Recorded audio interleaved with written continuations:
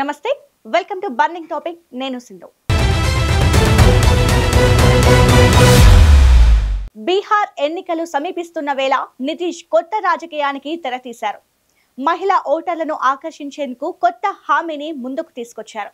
దేశ రాజకీయాల్లో ప్రతి ఎన్నికల వేళ కొత్త పథకాలను తీసుకురావడం సర్వసాధారణం. కానీ కొన్ని నిర్ణయాలు ఎన్నికల కోసం తీసుకున్నా అవి సామాజిక దిశగా మార్పులకు దారితీస్తాయని చెప్పొచ్చు. అటువంటిదే బీహార్ ముఖ్యమంత్రి నితీష్ కుమార్ తీసుకున్న తాజా నిర్ణయం. ఇంతకీ నితీష్ ఇచ్చిన కొత్త హామీ ఏంటి? ఇది ఆయన గెలుపునకు ఎలా ఉపయోగపడుతుంది? దీనికి ఉన్న సవాళ్లు ఏంటి?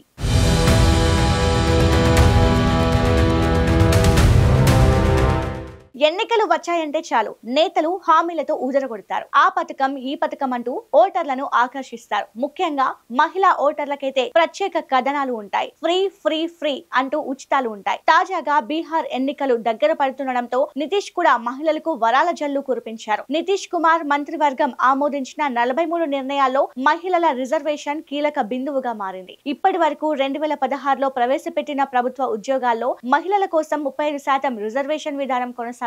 కానీ తాజా నిర్ణయం వల్ల ఈ రిజర్వేషన్ సరళంగా అన్ని మహిళలకు కాకుండా బీహార్ కు చెందిన వారికే పరిమితం అవుతుంది. అంటే తల్లి, తండ్రి, విద్య, నివాస ధృవీకరణల ఆధారంగా స్థానికురాలు అన్న గుర్తింపు పొందిన వారికే ప్రభుత్వ ఉద్యోగాల్లో హక్కు. ఇది ఒకవైపు స్థానిక మహిళలకు అవకాశాలను పెంచుతుంది. మరోవైపు ఇతర రాష్ట్రాల నుంచి బీహార్ లో ఉద్యోగం కోసం ప్రయత్నిస్తున్న అర్హురాలు అయిన మహిళకు ఇది ఇబ్బందే. ప్రభుత్వ వర్గాల ప్రకారం డొమిసైల్ ధృవీకరణను పంచాయతీ స్థాయిలోనే అమలు చేస్తారు. కానీ దానికి సంబంధించి పారదర్శకత సక్రమంగా ఉండాలి. మంత్రివర్గ నిర్ణయంలో పేర్కొన్న విధంగా అన్ని group A, B, C, D ప్రభుత్వ ఉద్యోగాల ప్రకటనలో ఈ రిజర్వేషన్ అమలవుతుంది. ఉద్యోగ నియామకాల్లో ఇతర రిజర్వేషన్లను దెబ్బతీయకుండా ప్రత్యేక కేటాయింపు ద్వారా అమలు చేస్తామని మంత్రివర్గం తెలిపింది.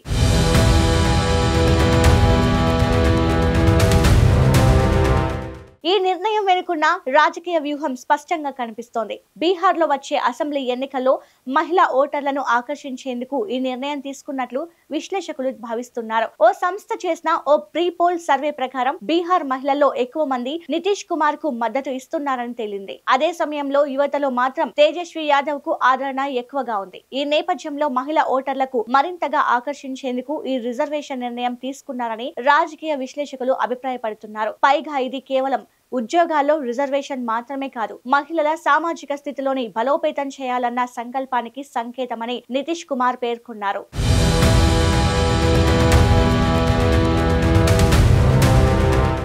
ఈ నిర్ణయం వల్ల బీహార్ మహిళలకు ఉద్యోగ అవకాశాలు పెరగడం ఖాయం. కానీ దీని అమల్లో అనేక సవాళ్లు ఎదురయ్యే అవకాశం ఉంది. మొదటగా స్థానికత నిర్ధారణ ఎలా చేస్తారు? ఒక మహిళ బీహార్ కు చెందినదని నిరూపించేందుకు ఏ డాక్యుమెంట్లు అవసరం? ఈ ప్రక్రియలో పారదర్శకత ఉండకపోతే అర్హులైన మహిళలు కూడా నష్టపోవచ్చు. రెండవది, ఇప్పటికే ఉద్యోగాల సంఖ్య తక్కువగా ఉండగా ఈ రిజర్వేషన్ వల్ల అన్ని వర్గాల మహిళలకు అవకాశాలు తగ్గే ప్రమాదం ఉంది. మూడవది, ఇతర రాష్ట్రాల మహిళలు కోర్టులో ఈ నిర్ణయాన్ని సవాల్ చేసే అవకాశం ఉంది. ఎందుకంటే భారత రాజ్యాంగం ప్రకారం ఉద్యోగాల్లో ప్రాంతీయ వివక్షతకు తావు ఉండకూడదు. ఈ అంశం భవిష్యత్తులో న్యాయపరమైన వివాదాలకు దారితీసే అవకాశం ఉంది.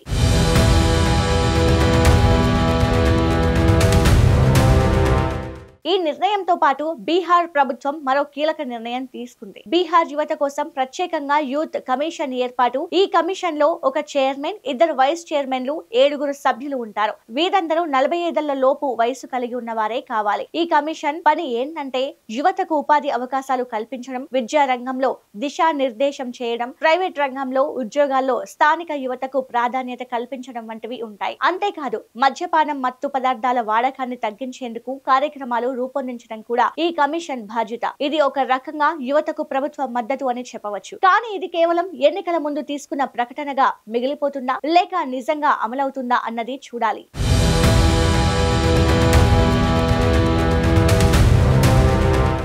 నితీష్ తీసుకున్న ఇంకొక ఆసక్తికర అంశం వికలాంగుల కోసం ప్రత్యేక ప్రోత్సాహకాలు. Bihar public service commission prelims pass అయిన వికలాంగ అభ్యర్థులకు 50,000 రూపాయలు, union public service commission prelims pass అయితే 1,00,000 రూపాయలు ప్రోత్సాహకంగా ఇవ్వనున్నారు. ఇది ఒక మంచి నిర్ణయంగా చెబుతున్నారు. ఎందుకంటే వికలాంగులు సాధారణంగా పోటీ పరీక్షల కోసం ఎక్కువ ఖర్చు చేయలేరు. ఈ ఆర్థిక సహాయం వల్ల వారు మెయిన్స్, ఇంటర్వ్యూలకు సన్నద్ధం కావడానికి ఉపయోగపడుతుంది. ఇది కూడా సామాజిక న్యాయం దిశగా తీసుకున్న మంచి అడుగు. కానీ ఇది అమలు ఎలా జరుగుతోంది, ఎంతమంది దీనికి అర్హులవుతారు అనే ప్రశ్నలు ఇంకా స్పష్టంగా లేవు.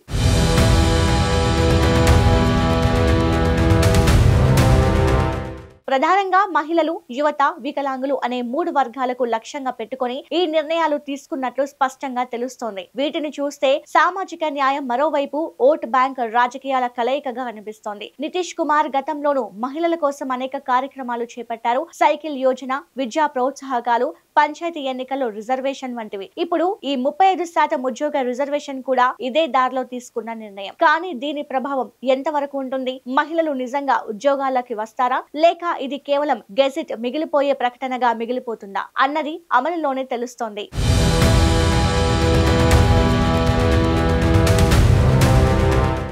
మహిళల కోసం తీసుకున్న 35% రిజర్వేషన్, యువత కోసం యూత్ కమిషన్, వికలాంగుల కోసం ప్రోత్సాహకాలు ఇవన్నీ కలిపి చూస్తే నితీష్ పై నమ్మకాన్ని పెంచుతుందని ఆయన పార్టీ నాయకులు అంటున్నారు. కానీ ఈ రిజర్వేషన్ పక్కాగా అమలవుతుందా?